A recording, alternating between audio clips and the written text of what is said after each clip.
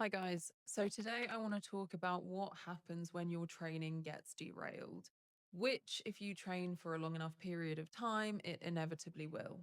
Hi, my name is Verity. I am an online aerial strength and conditioning coach, and I help aerialists unlock the skills that matter to them in a safe and sustainable way. So, the reason I wanted to talk about what to do when your training gets derailed is because at the start of the year, I got very, very sick.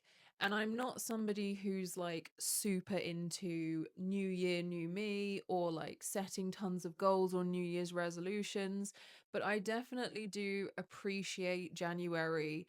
It kind of gives me like a renewed sense of energy and focus. And I find it just like a useful marking of the passage of time to kind of reflect on how the past year has gone and think about things that I do want moving forwards.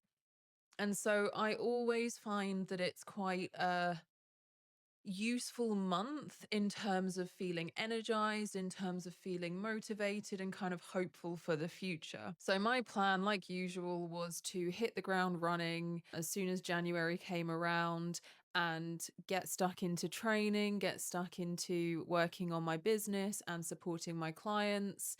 And instead, I became incredibly sick. I got stomach flu and I was literally stuck in bed for about 5 days. So, normally, when you're ill, if it's something like a cold, you can still eat.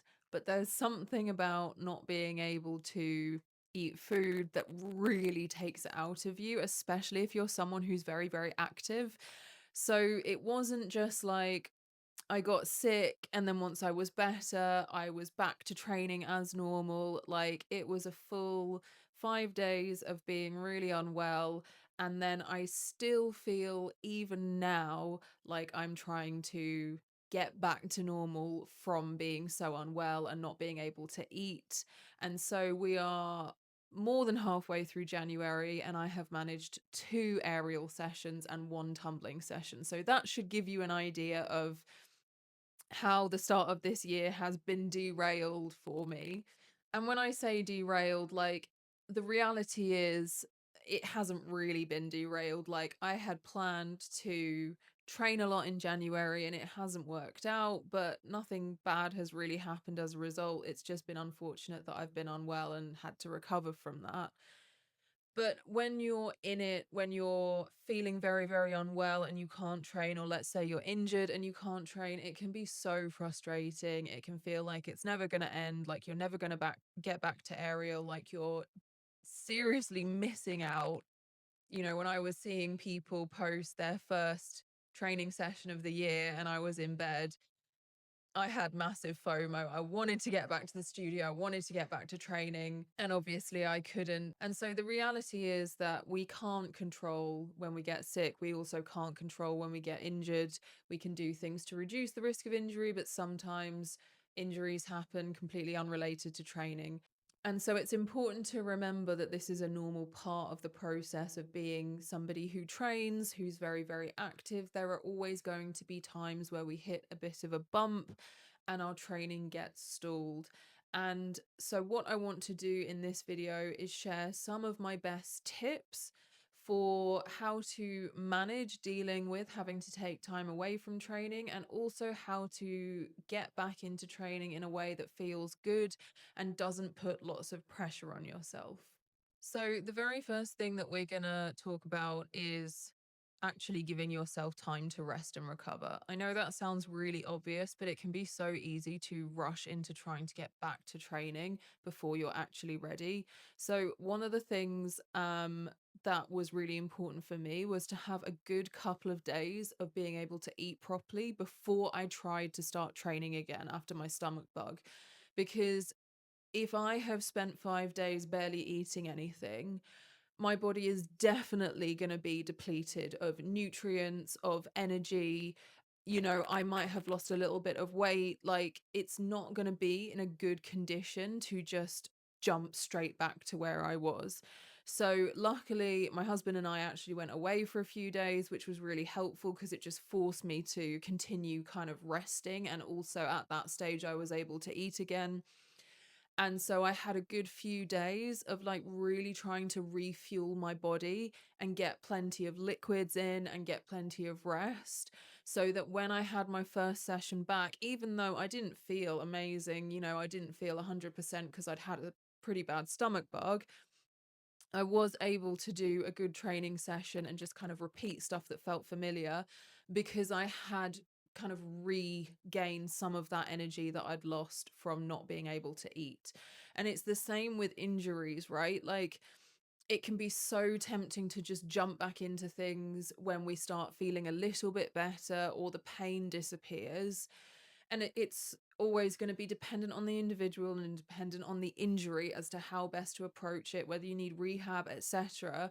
But rushing back into things when our body is not fully healed is only going to cause us to step backwards. It's not actually going to move forward. So the first thing to try and remember is, as frustrating as it is, and I get this as somebody who has been injured, who has had to take time off because of sickness, it's so worth it for those extra couple of days or that extra week, whatever it is that you need, to just hang on and wait and allow your body to be fully ready to come back to training. The last thing I will say on this is that, sometimes just kind of trying to switch everything off, like, don't spend time on social media, find enjoyable alternative things that you can do, can be really helpful, because FOMO is so real, which is another thing that can kind of make us feel like we need to get back to training sooner than actually being ready to do it. I know that when I was seeing people share about how they were doing their first training session of the year, the first weekend of January, and I was like stuck in bed, feeling absolutely dreadful. I really felt like I was missing out, even though it didn't actually matter that I couldn't train that weekend. And so I just made sure that I kind of rested and focused on other things, so I wasn't thinking about what I wasn't able to do.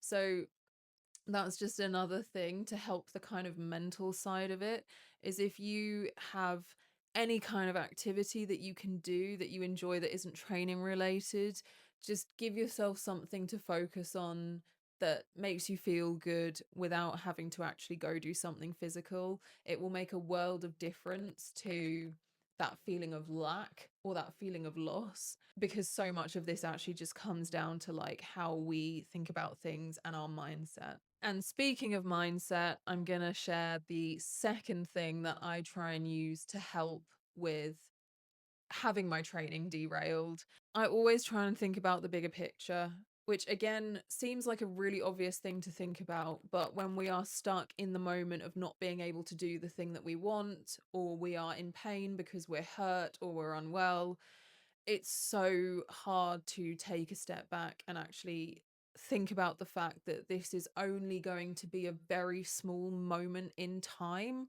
in relation to the decades of our training. So my goal has always been to be as strong and as physically capable for as long as possible. And then when I started training aerial, it was to be as strong and physically capable to train aerial for as long as possible. So if my goal is to train until I can't, what does that look like for me? Maybe I'm training, still in my 50s, 60s, 70s. Like, there's no reason why I can't be if I take care of my body.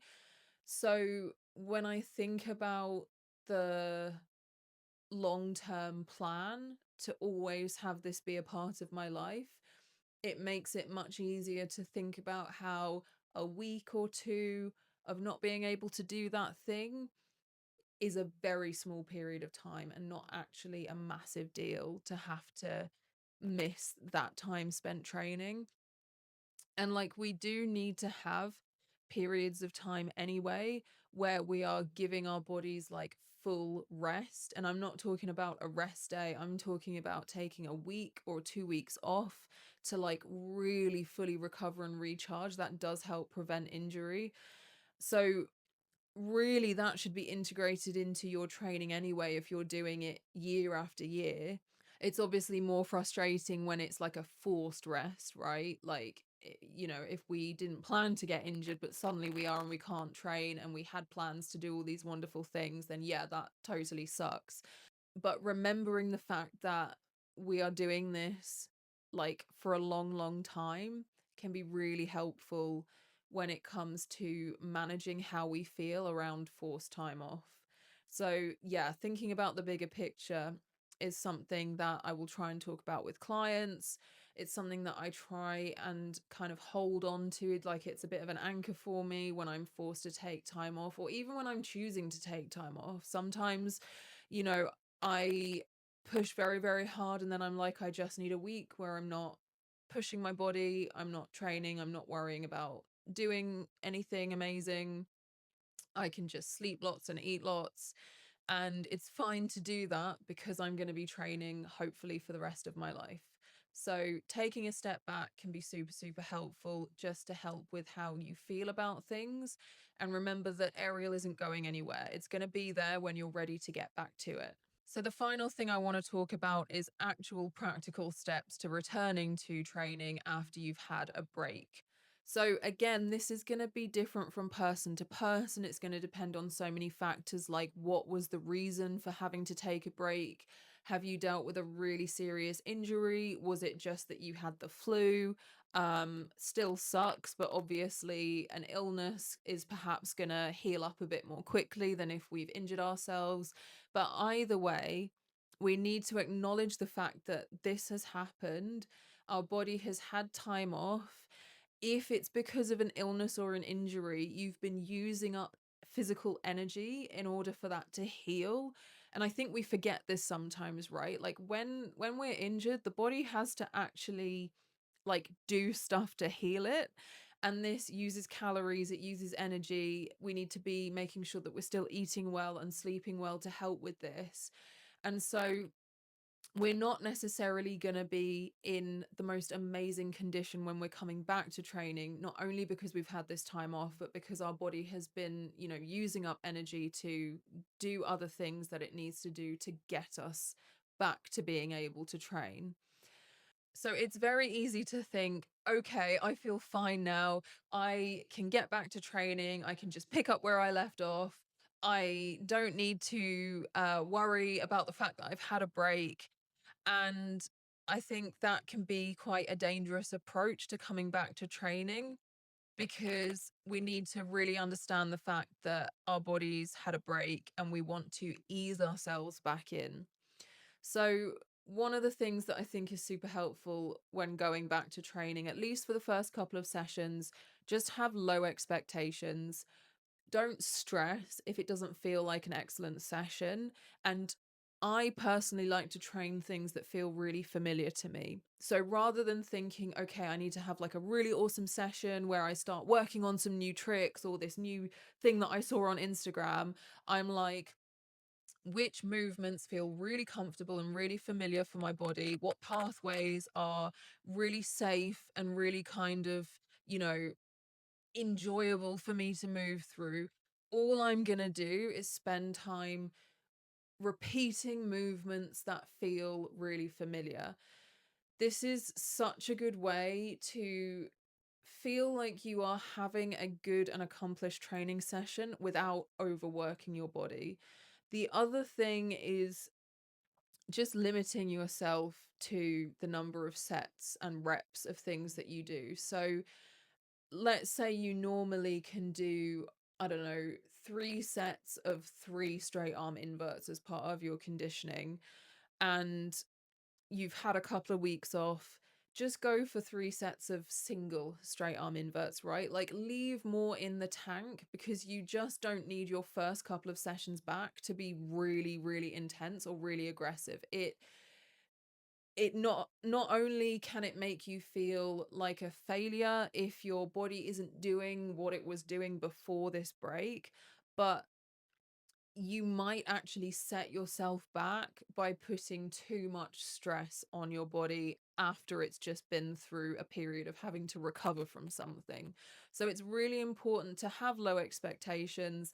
Think about movements that you enjoy, that just feel good, and making sure that you leave a little bit in the tank so you're not making the intensity super high and you're not maxing out on every movement. These are really simple concepts that are really easy to implement. But I think sometimes because we can feel pressure, like we need to be constantly improving and constantly doing more. And especially after having some time off, it can make us think that we need to just push really hard when you just don't. Because at the end of the day, your aerial practice should be for you anyway. It's not about other people and what they're doing and where they're at, it's just for you. So making sure that you just give yourself a bit of a break and return to training in a way that feels like low pressure is just so, so helpful for setting you up for success. And like I said, I have been so sick. Like, I haven't been this sick in such a long time. And I did catch a couple of colds last year. And I've had two aerial sessions. And the first session back, all I did was focus on movements on rope that I had been training really consistently, that felt really kind of straightforward for my body. And then today I worked on handstands, and then I worked on a little bit of rope. And again, I just kept the movement super, super like familiar to my body.